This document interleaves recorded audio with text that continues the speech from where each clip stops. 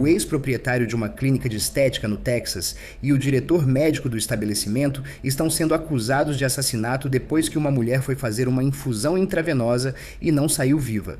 Investigamos as supostas práticas perigosas ocorridas a portas fechadas e por que as autoridades demoraram anos para apresentar acusações. Bem-vindo ao Sidebar da Law and Crime. Eu sou Jesse Weber. Tudo bem, antes de continuarmos, preciso falar sobre nosso parceiro, nosso patrocinador, um aplicativo chamado Upside. O Upside te dá dinheiro de volta extra. Sim, receba dinheiro de volta em compras diárias como combustível, supermercado e comida para viagem. Basta baixar o Upside grátis, escolher uma oferta entre mais de 100 mil locais e pagar normalmente com seu cartão. Você verifica a compra e assim recebe o dinheiro de volta. Então, digamos que eu precise abastecer ou queira pedir comida para a viagem em uma noite. Eu procuro ofertas no Upside primeiro e depois que eu gasto, o dinheiro aparece no meu aplicativo e eu posso transferir direto para minha conta bancária. Usuários frequentes do Upside recebem em média $154 de volta por ano. Para receber seu dinheiro de volta, clique no link da descrição ou escaneie o QR Code e use o código CDEBAR para ganhar 25 centavos extras por galão no primeiro tanque. Em julho de 2023, Jennifer Cleveland, de 47 anos, estava ansiosa por um dia no spa. Mãe de 4 filhos que trabalhava em uma rádio do Texas postou em seu Facebook: "O Lux Med Spa da Amber Johnson vai te fazer parecer e se sentir linda." Mas apenas um dia depois, Jennifer estaria morta. Isso ocorreu após ela desmaiar no spa e ser declarada morta no hospital. Desde então, várias investigações começaram e uma nova lei chamada Jennifer foi criada no Texas para tornar spas médicos mais seguros. Vamos falar sobre isso. Agora, sabemos que a proprietária do estabelecimento, Amber Johnson, e o diretor médico do SPA, Dr. Michael Gallagher, estão enfrentando um total de 39 acusações, isso de acordo com as novas denúncias apresentadas. Os dois se entregaram às autoridades do condado de Freestone, no Texas, nesta semana, pagaram fiança e foram liberados, segundo o portal KWTs. Mas como chegamos até aqui, certo? O que aconteceu com Jennifer dentro daquele spa médico? Por que 2 pessoas enfrentam acusações criminais graves? Quero explicar isso. Também trataremos da parte civil. Agora, um advogado de Johnson, David E. Moore, confirmou a KWTX que Jennifer realmente foi ao Lux Med Spa no dia 10 de julho, onde Johnson iniciou um tratamento intravenoso para ela. Moore disse ao veículo que Jennifer assinou formulários de consentimento afirmando não usar medicamentos, não ter doenças crônicas nem estar sob cuidados médicos. 20 minutos após o início do tratamento, segundo Moore, Jennifer disse a Johnson que não se sentia bem. Johnson pediu que ela sentasse e respirasse fundo, mas Jennifer desmaiou. Moore relata que Johnson iniciou RCP em Jennifer e, nesse momento, supostamente encontrou um cigarro eletrônico no sutiã dela. Vamos falar mais sobre por que isso é importante ou possivelmente importante em um instante. Mas, segundo relatos, Johnson conseguiu reanimar Jennifer momentaneamente. Isso é o que Moore disse à KWTX, mas depois ela parou de responder. Johnson tentou ligar 2 vezes para o 911 do telefone da recepção do SPA, mas alegou que a linha estava ocupada e não foi atendida. Penso se há registros telefônicos que comprovem isso.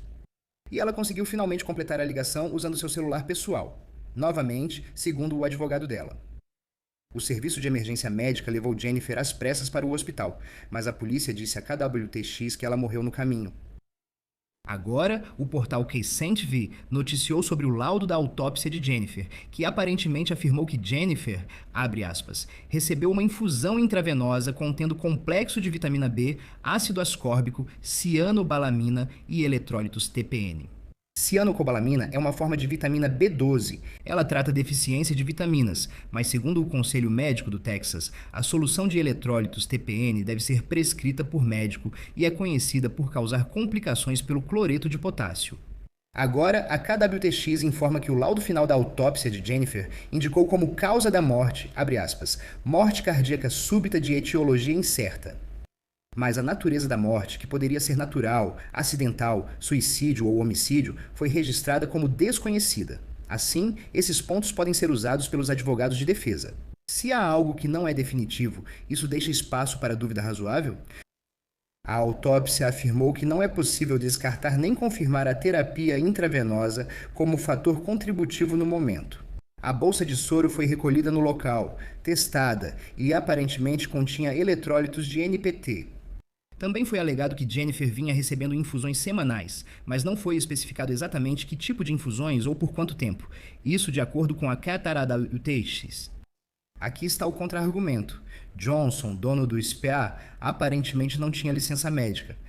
O argumento é que ele não deveria obter ou administrar medicamentos sujeitos à prescrição.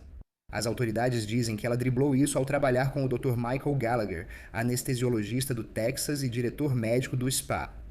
No dia em que Jennifer morreu, segundo seu advogado, Gallagher estava a mais de 160 quilômetros de distância, em seu consultório em Frisco, Texas, mas Johnson teria conseguido os medicamentos usando as credenciais de Gallagher. E lembre-se, eu mencionei o vape que Johnson aparentemente encontrou quando estava tentando fazer a RCP. Então o advogado Moore disse à KWTX que ele, abre aspas, solicitou que o vape escondido no sutiã da senhorita Cleveland fosse testado para substâncias controladas. O relatório final da autópsia indicou morte súbita por parada cardíaca de etiologia incerta, assim como a toxicologia pós-morte indicando presença de tramadol e trazodona, nenhuma das quais foi administrada por Amber Johnson. A Procuradoria-Geral do Texas assumiu o caso. Eles levaram o caso a um grande júri e obtiveram as acusações contra Johnson e Gallagher no condado de Freestone. De acordo com os documentos da acusação, o grande júri acusou Johnson de 14 acusações: homicídio cometido durante a prática de um crime grave, homicídio culposo em segundo grau, homicídio por negligência criminosa, 9 acusações de fornecimento de medicamento perigoso, exercício ilegal da medicina e adulteração ou fabricação de provas físicas. Gallagher enfrenta ainda mais acusações, de acordo com sua acusação formal, mas muitas das acusações são semelhantes às de Johnson. Homicídio doloso, homicídio culposo em segundo grau, homicídio por negligência criminosa, 9 acusações de fornecimento de droga perigosa, exercício ilegal da medicina e violação do Código de Ocupações do Texas. E os documentos do tribunal também parecem mostrar o cálculo totalizando quanto de fiança deve ser estabelecido para cada réu, porque, de acordo com vários relatos, Johnson se entregou e pagou uma fiança de $69 mil. Gallagher pagou fiança de $96.500 e foi solto. Quero detalhar mais essas supostas violações criminais, pois é importante. Vamos falar disso com Alia Roberts em instantes. Mas diz, abre aspas, Amber Johnson, por volta do dia 10 de julho de 2023. Naquela ocasião, cometeu ou tentou cometer um crime, como praticar medicina sem licença e causar dano físico, entregar droga perigosa ou realizar ato perigoso à vida, como administrar eletrólitos TPN a Jennifer Cleveland, o que resultou em sua morte. Homicídio durante a prática de um crime é um pouco diferente, certo? Não está dizendo que você tinha a intenção de causar a morte de Jennifer, mas que você cometeu um crime, você tinha a intenção de cometer um crime e, como resultado, alguém morreu. As acusações de homicídio culposo e por negligência criminal são semelhantes, mas podem envolver padrões diferentes como imprudência e negligência.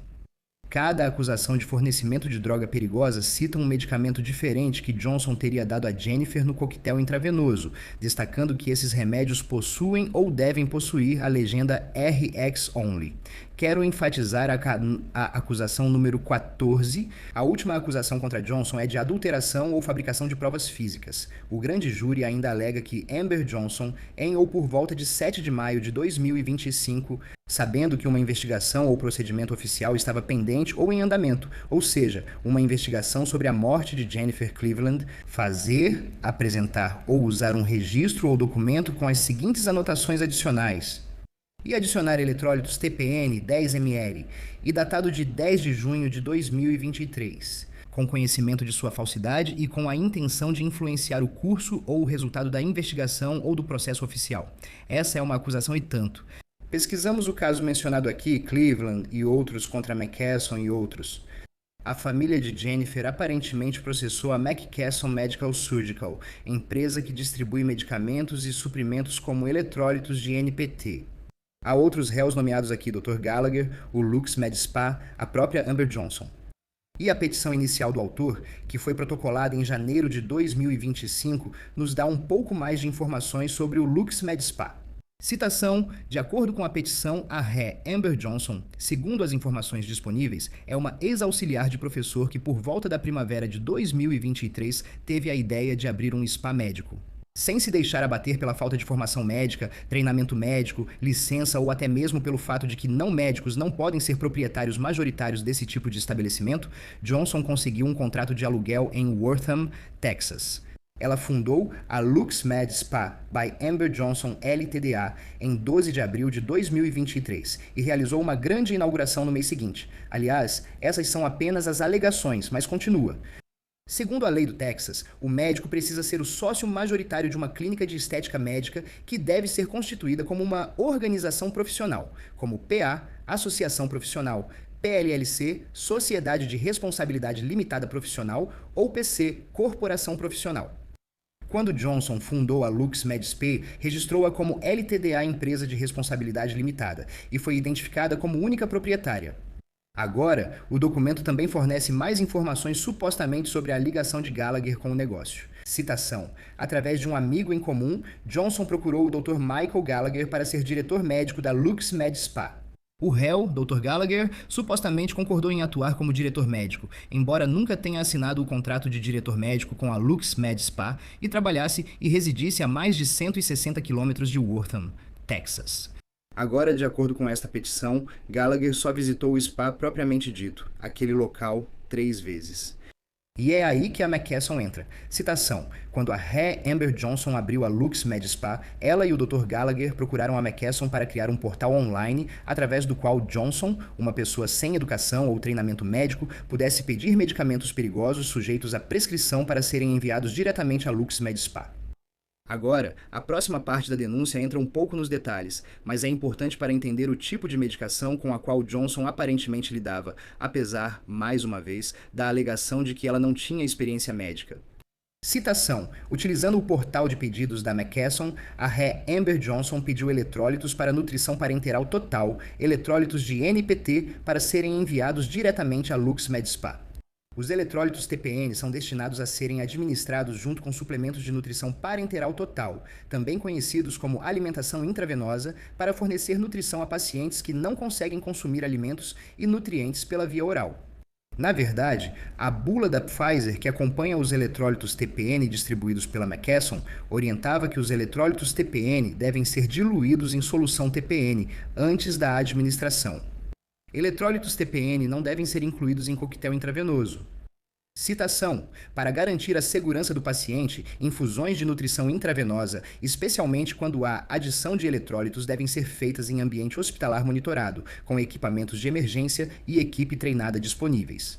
O LuxMed Spa não era uma instalação de saúde, não empregava profissionais de saúde treinados e não possuía equipamentos de ressuscitação de emergência.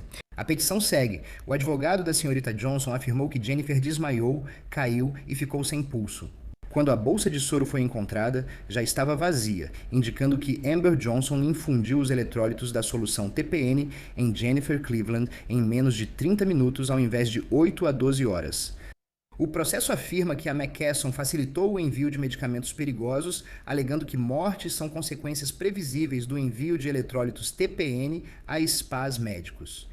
O Conselho Médico do Texas, que investigou a morte de Jennifer, concluiu que os eletrólitos TPN não têm uso ou indicação médica em ambiente de spa médico.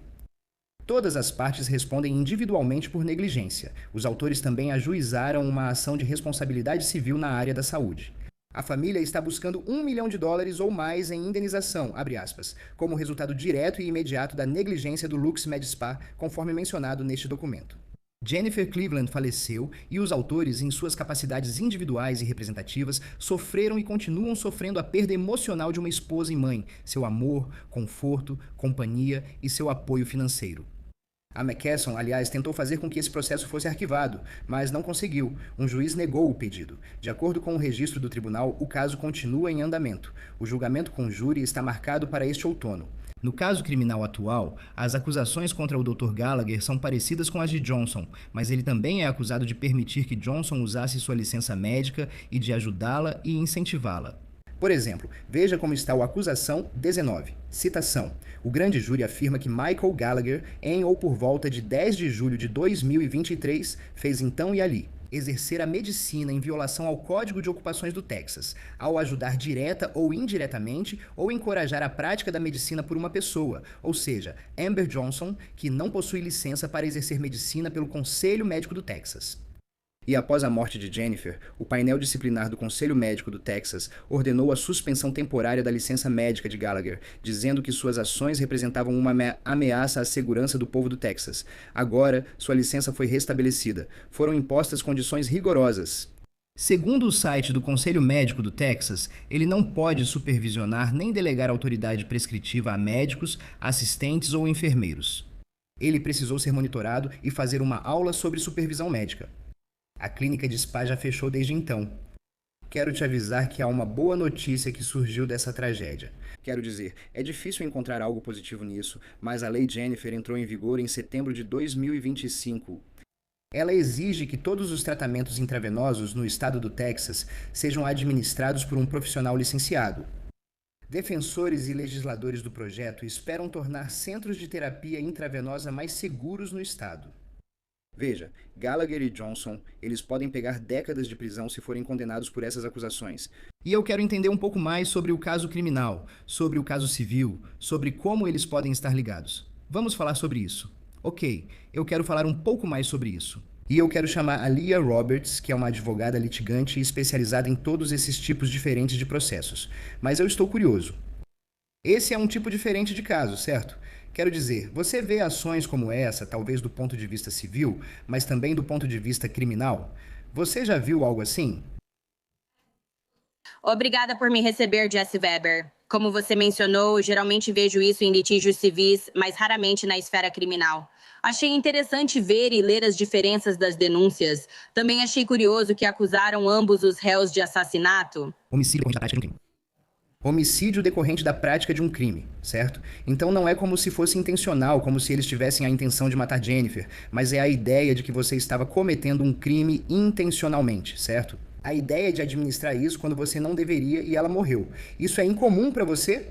Eu acho que, dadas as circunstâncias, não é. E também, como sabemos, às vezes a promotoria quer passar uma mensagem, certo? E eu acho que essa é a melhor maneira de fazer isso. Isso é um comportamento criminoso. Isso pode ser enquadrado no Código Penal do Texas. Portanto, devemos proibir outras pessoas que possam estar pensando em adotar esse comportamento ou que já estejam praticando esse comportamento. Largue isso, pare o que está fazendo e saia daqui, porque você pode ser acusada criminalmente. O que um júri precisaria considerar? Que tipo de evidência precisaria ser apresentada se estivermos falando de homicídio decorrente da prática de um crime, homicídio culposo ou homicídio por negligência criminal? Certo. Então, primeiro, precisamos analisar a intenção, certo? Precisamos olhar para o elemento do dolo. Claro, não precisamos discutir intenção no caso de homicídio culposo porque temos o crime subjacente, certo? Temos a intenção de praticar medicina sem licença, certo? A intenção de administrar medicação sem ser uma profissional médica licenciada. Então, nesse ponto, tudo o que o júri precisa saber é que essas pessoas não são médicas. Elas não são enfermeiras. Elas não são técnicas de enfermagem licenciadas, nem enfermeiras praticantes licenciadas. Elas não têm formação médica, só experiência como assistentes ou em spa. E uma vez que você tem esse aspecto de crime grave, uma vez que você tem esse aspecto junto e alguém faleceu, certo? Como resultado disso, há uma vítima e a vítima não está mais viva. Então, eu acho que apresentar essa evidência de que elas não têm a formação médica necessária, além de mostrar que o comportamento em que elas se envolveram causou a morte dessa pessoa, isso é o que o júri precisa saber. E imprudência e negligência são um pouco diferentes, mas se você está alegando que fez algo para o qual não tinha autoridade, isso é bastante perigoso. Acredito que você consegue atender a esses requisitos. Sim, é diferente, né? Como você disse, imprudência e negligência não são iguais. Foi inteligente acusar pelos dois. Porque se você diz, não houve desprezo pelo risco, porque se eu sou, sabe, essas pessoas, se eu sou a ré, eu diria que já fiz essa terapia muitas vezes, ninguém faleceu. E eu acho que disseram que havia um vape no sutiã dela quando estavam fazendo RCP. Então eles vão tentar dizer que, o vape teve algo a ver com isso. No fim das contas, se eu sou a defesa, digo que já fiz essa terapia várias vezes e como resultado ninguém nunca faleceu. Por isso eles se livram da acusação de imprudência, mas ainda existe negligência, pois mesmo já tendo feito várias vezes, basta uma para dar errado. E como vemos agora, houve uma morte. Então, sim, basicamente quero dizer sim, esse vape é realmente interessante. E para deixar claro, Certo, eles são inocentes, até que se prove o contrário. Ainda precisa haver uma apresentação de provas aqui e como eles vão fazer isso. Eu achei interessante, se estou lendo corretamente, talvez não esteja, mas a Jennifer morreu em 2023. Esse caso, novamente pelo que entendi, foi apresentado ao grande júri em janeiro de 2026. Por que essa demora? Isso é incomum? É porque esse é um caso complexo? Existem vários motivos, certo? Decidir se seguimos criminalmente pode influenciar para garantir que você tenha todas as provas para apresentar ao grande júri. Pode ser algo tão simples quanto haver provas cruciais que demoraram a chegar e eles queriam garantir que tivessem essas provas para apresentar ao grande júri. Pode ter sido algo em que havia, sabe, coisas acontecendo nos bastidores do ponto de vista da promotoria, que eles não tinham certeza, ficando indecisos entre determinar se deveriam deixar isso apenas como um caso civil ou se deveriam apresentar acusações criminais. Pode ter sido apenas pressão da família. Talvez a promotoria tenha decidido inicialmente não apresentar acusações criminais com as informações disponíveis. E talvez, à medida que as informações continuaram a surgir e eles continuaram a receber mais evidências, então decidiram prosseguir com as acusações criminais. Jennifer supostamente assinou um termo de consentimento. Se esse for o caso, o que isso implica em termos de responsabilidade, tanto no contexto civil quanto criminal? Em ambos os contextos, os réus vão argumentar que ela abriu mão de quaisquer direitos que tinha ao assinar esse termo específico. Que sabe, você abriu mão do seu direito de processar. Você abriu mão do seu direito de qualquer tipo de ação relacionada a um litígio civil. No entanto, criminalmente, esse termo de consentimento, mesmo que eu tenha certeza de que os réus vão apresentá-lo, esse termo não significa nada. Assinei um termo para não te processar, mas agora não estou mais viva. Mesmo assinando esse formulário, tenho certeza de que ninguém concordaria que estou abrindo mão do direito à reparação caso morra por esse tratamento.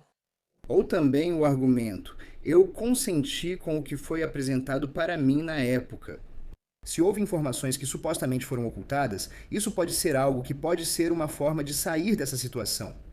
Qual é geralmente a linha, porém, entre erro médico? A gente já viu vários desses casos antes, certo? Quando alguém faz algum procedimento e algo acontece. Se elas sobrevivem, ficam traumatizadas com isso, ficam feridas por isso, elas podem entrar com um processo.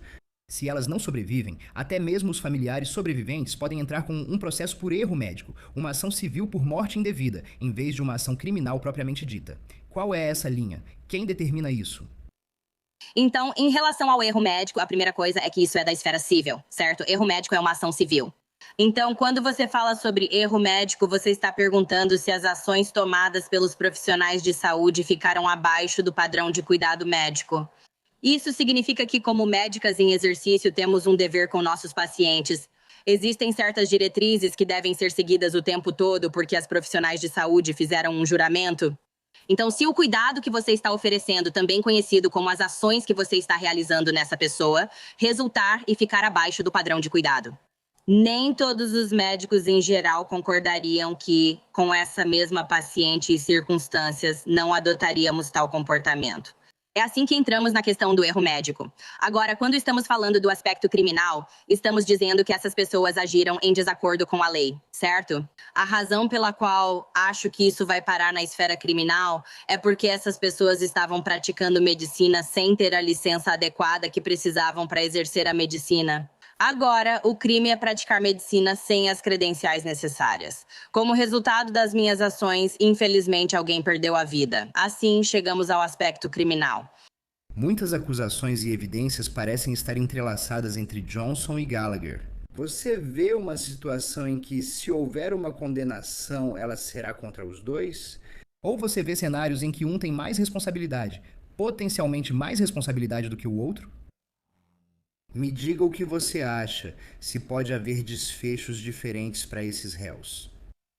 Depende de como os réus preparam seus casos, certo? Supondo que cada um tenha seu advogado se começarem a se culpar mutuamente, né? Um vai dizer algo como, eu acho que Gallagher é o supervisor. Ele vai dizer, bem, eu não estava ciente do comportamento que estava acontecendo. Eu não. Com licença, eu não verifiquei essa informação.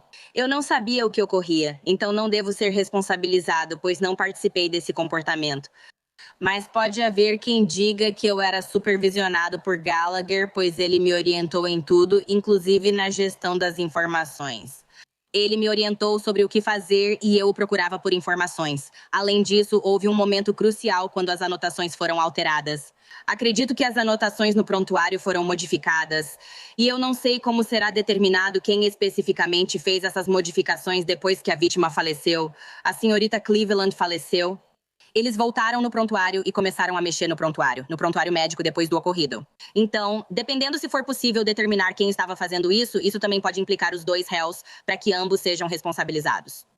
Qual é a relação? Qual é a conexão entre o processo civil e o caso criminal? Porque às vezes, e me corrija se eu estiver errado, se você tem réus em comum, não poderia suspender, pausar o processo civil enquanto o caso criminal segue seu curso? Ou como isso funciona? Com certeza, Jessie, você está certa. O criminal tem prioridade, sabe? Geralmente os casos criminais são julgados primeiro porque, como resultado de um caso criminal, a pessoa pode, sabe, potencialmente perder a liberdade, certo? Quanto a ir para a cadeia, você não tem mais direitos.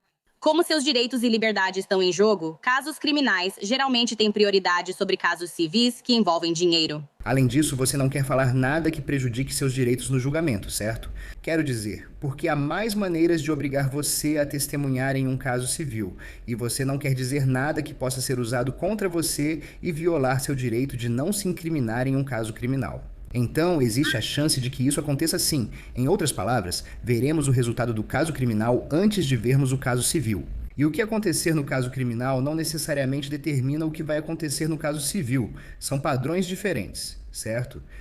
Com certeza, com certeza. E era isso que eu ia dizer, Jessie. Temos dois padrões diferentes aqui, certo? No criminal temos o além de qualquer dúvida razoável. E no civil temos a preponderância das provas. Então são dois padrões diferentes aqui. Um é muito menor, por isso eu tenho quase 100% de certeza de que o caso criminal vai avançar primeiro. Aliás, como eu já mencionei antes, o painel disciplinar do Conselho Médico do Texas suspendeu temporariamente a licença médica de Gallagher. Depois, ela foi restabelecida. Eles colocaram essas condições rigorosas. Esse é um fato que vai ser relevante tanto para o caso civil quanto para o caso criminal? Com certeza. E no mínimo na medida em que isso vai ser usado para mostrar que essa pessoa teve problemas com a licença dela, certo? Pode ser algo pequeno e diremos, claro, ela teve problemas com a licença por não seguir o padrão de cuidado. Esse argumento pode ser usado pela promotoria. Eu definitivamente estou olhando para a linha do tempo porque, claro, tem que haver algum tipo de ação disciplinar que seja iniciada ou comece antes da decisão final ser tomada. Se eu sou a promotoria, analiso que informação elas tinham no início para iniciar a ação disciplinar. Isso ocorreu antes ou durante meu processo? Isso ocorreu após o processo para definir a linha do tempo e talvez sugerir que essa pessoa não deveria praticar medicina antes da morte da senhorita Cleveland? Aliás, para finalizar, o que você acha da Lei Jennifer? Ela passou a valer em setembro de 2025. Novamente, exige que tratamentos intravenosos no Texas sejam feitos por profissional licenciado. Na verdade, eu me pergunto se muita gente olha para isso e pensa, não era assim? Não era isso que estava acontecendo? Eu sou uma dessas pessoas, Jessie. Eu diria a mesma coisa. Ué, por que isso não era sempre exigido? Muitos acham que spas médicos servem apenas para procedimentos como Botox quando ouvem falar nisso. Mas até coisas como Botox, até coisas como terapia intravenosa, que parecem muito simples, ainda assim isso é medicina, né? Ainda é uma prática médica. Ainda precisa ter uma pessoa licenciada para realmente saber a quantidade do medicamento a ser administrada, para não, infelizmente, causar a perda da vida de alguém. Alia Roberts, você nos fez refletir. Obrigado por seu tempo, sempre agradeço.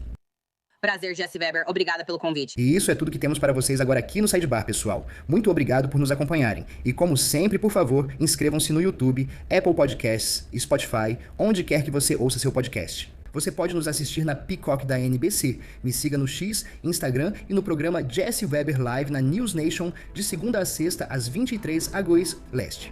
Até a próxima.